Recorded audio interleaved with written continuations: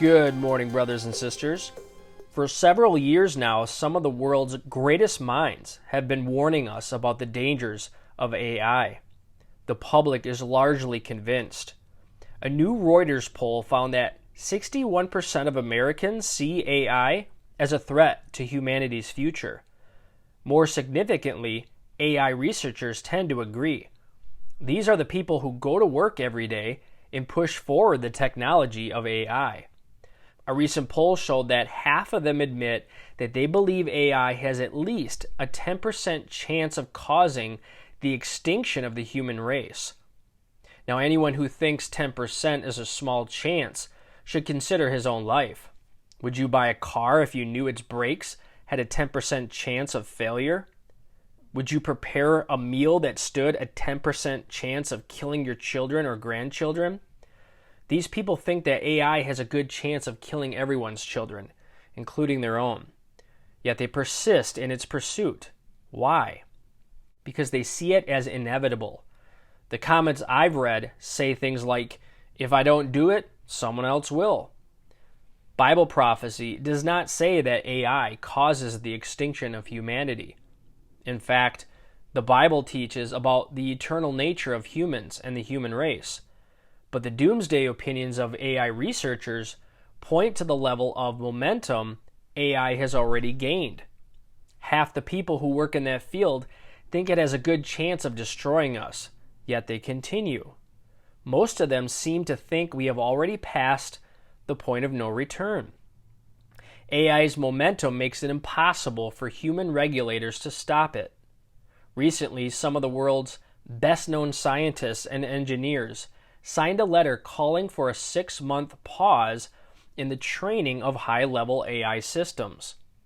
There have been congressional hearings on how to regulate AI and give it guardrails. Those things will come to nothing, and here's why. China.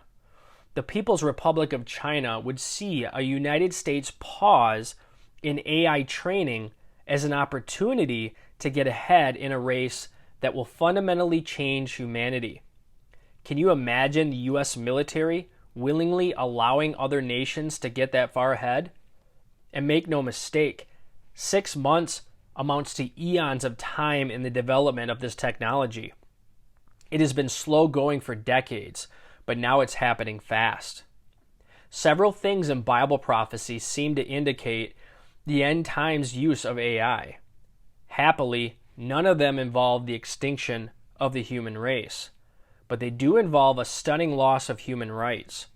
For instance, Revelation 13 talks about an economic system based on the mark of the beast. It will require all transactions to go through the mark system.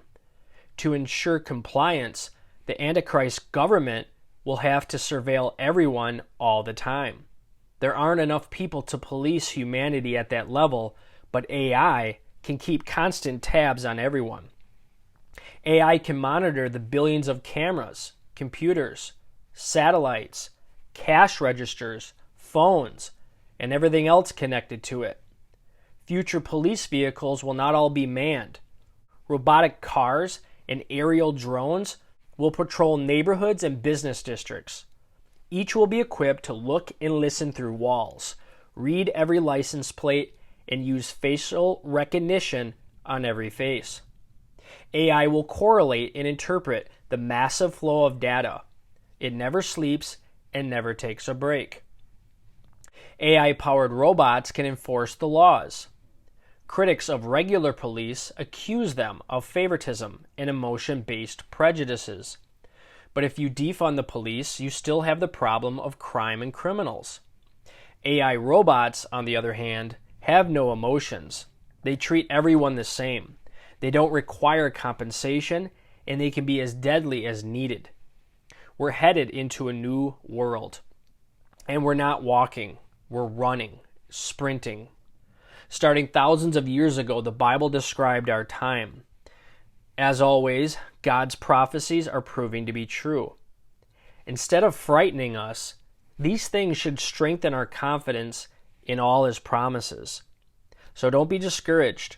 Instead, hold fast to the confession of your hope, because He who promised is faithful. Maranatha.